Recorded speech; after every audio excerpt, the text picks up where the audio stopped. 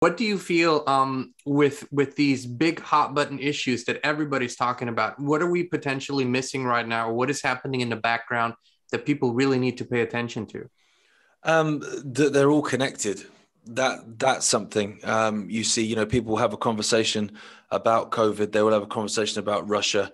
They will have a conversation about different subjects, and they kind of treat them in isolation, where they're all completely connected. I think the big thing here at the minute is the energy prices. That's something that's creating a real issue for people, because there's a lot of people in the UK that would choose in the winter whether to eat or be warm anyway. Like, that was a choice. You couldn't do both. And now the energy prices, mine have quadrupled overnight. And they're saying in October they're going to go up even more. People can't afford it now. So they're certainly not going to be able to afford it in October. And so again, people treat that in isolation, whereas you go, right, okay, so you've got the COVID situation where you have these ridiculous lockdowns, and the closing of businesses, everyone's sat at home, so these businesses are dying out. So therefore people's jobs are dying out. So people are impoverished, people are struggling. And then all of a sudden this war kicks off in Ukraine, which creates all these upheaval, and the fact that, actually we're going to have food shortages now because, the harvest isn't going to come in the Ukraine, and they provide an enormous amount of food for Europe.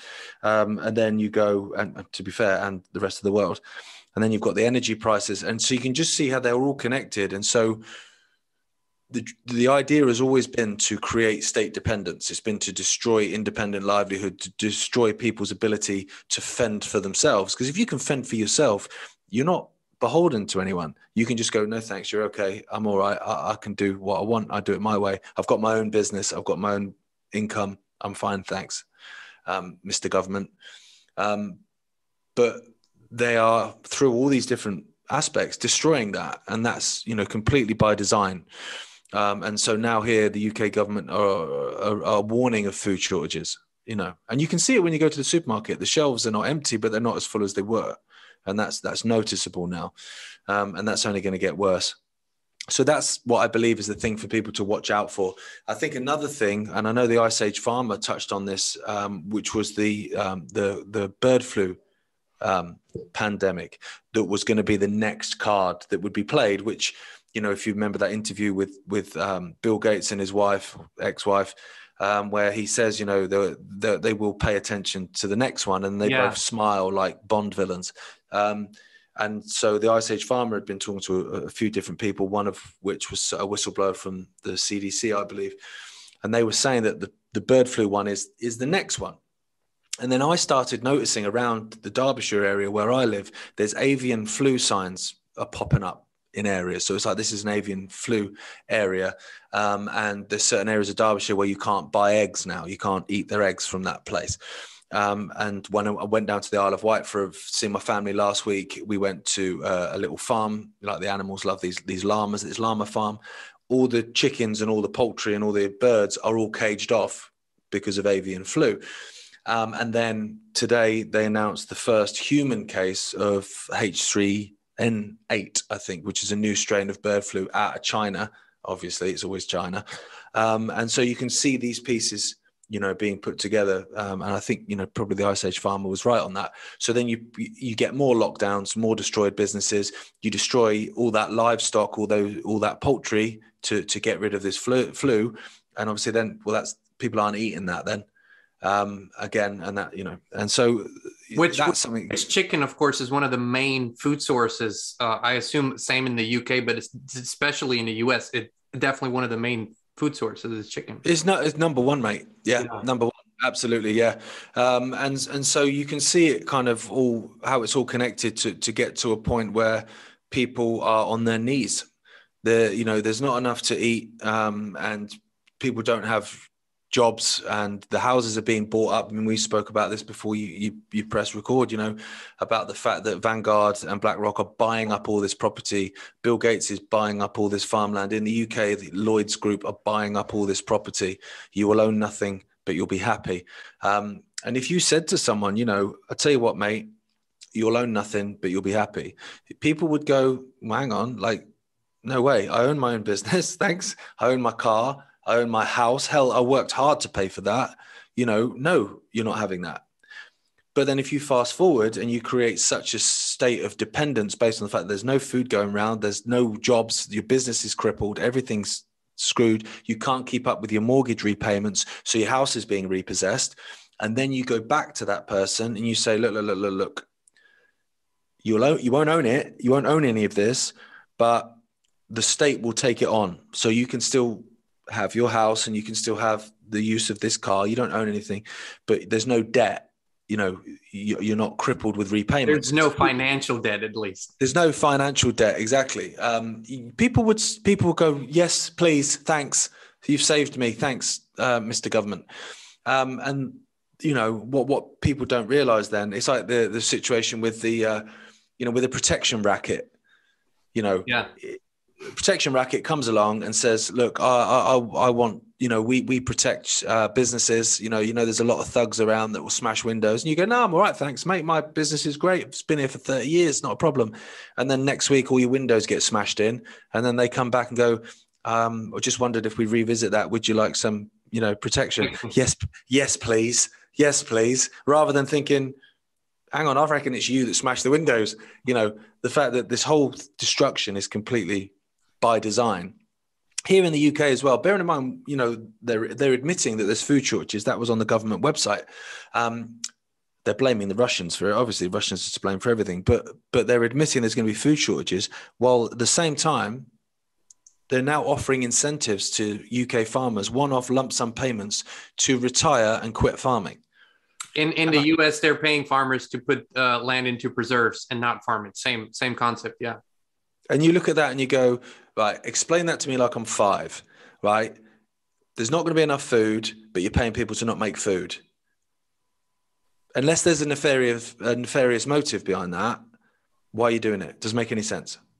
And that's literally what your dad has been saying for the better part of 30 years. Know the outcome and you'll know the journey. Now, you could say we've talked about this so many times, but it isn't unless people feel the actual effects that they begin to really look and connect the dots. And this is, I guess, human nature. Unless we're really, for most of us, unless we're really in a painful situation, we're not willing to change or at least acknowledge there's a problem.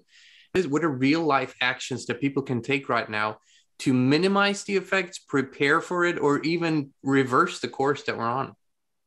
I think the first step for me, at least, is the survival. So for instance, with the energy prices here in the UK, if they're going to go up again in October, right, I can't afford that. So I've also got 2 young kids. Okay, so how are we going to survive that?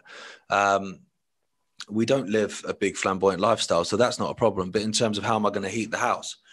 Log burners, we've got log burners, we'll do this and that. So there's ways of just basic stuff. We've got a garden, right? We'll start planting stuff as soon as we move into this new house. So that's a quick fix basically of how we can keep our heads above water if it all kicks off.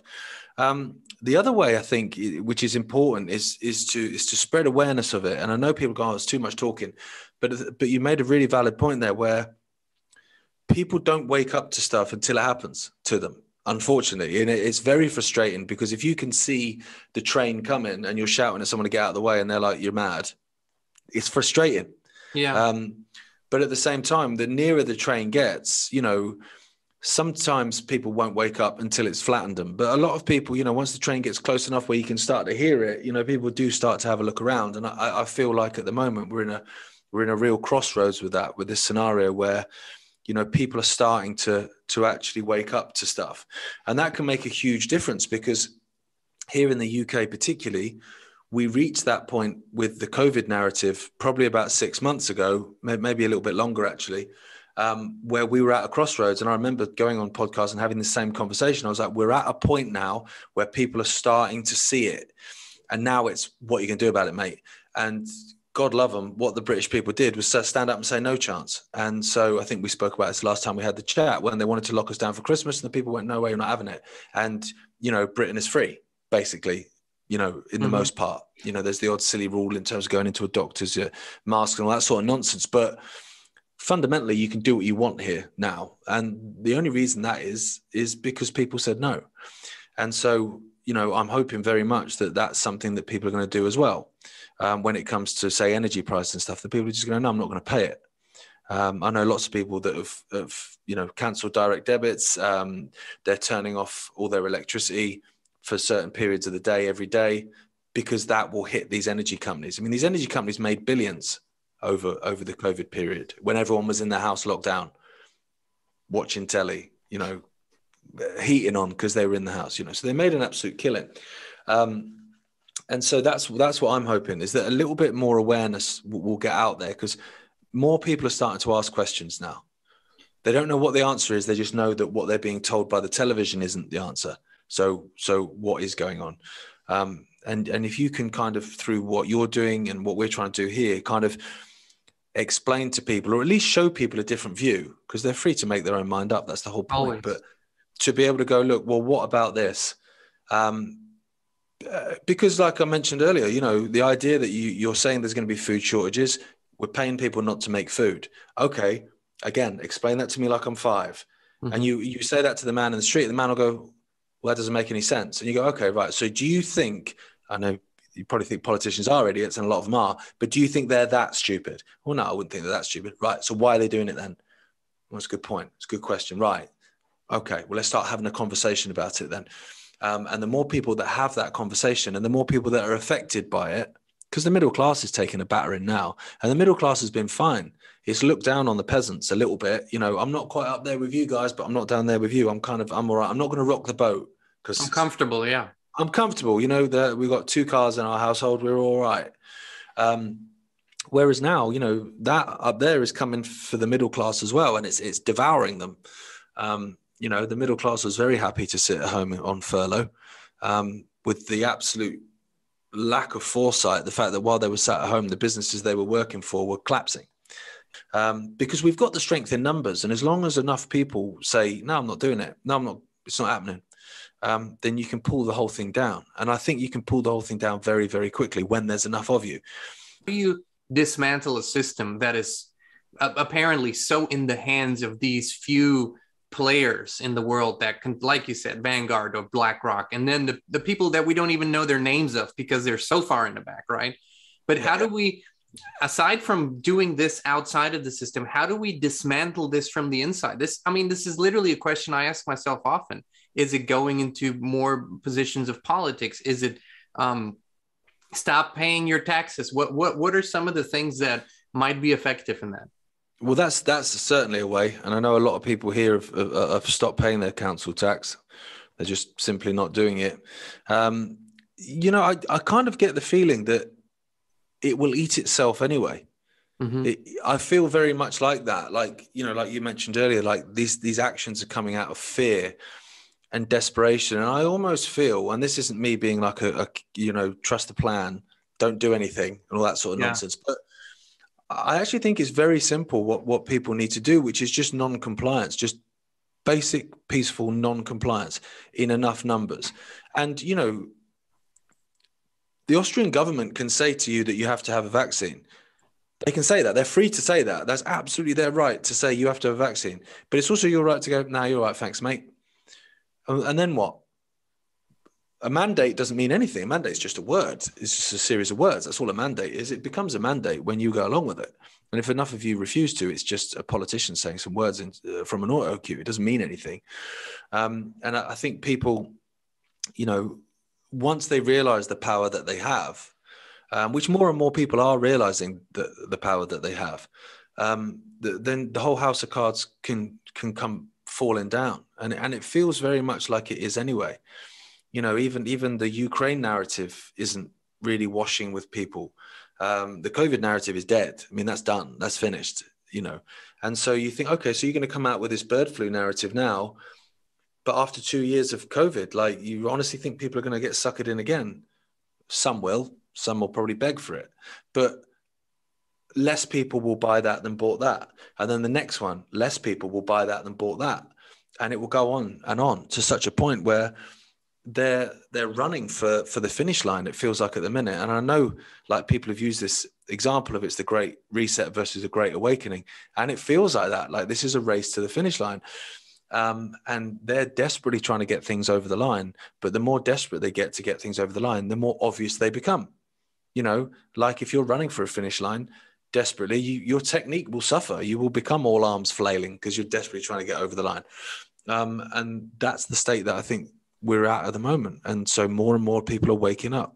Waking up. There's definitely something going on.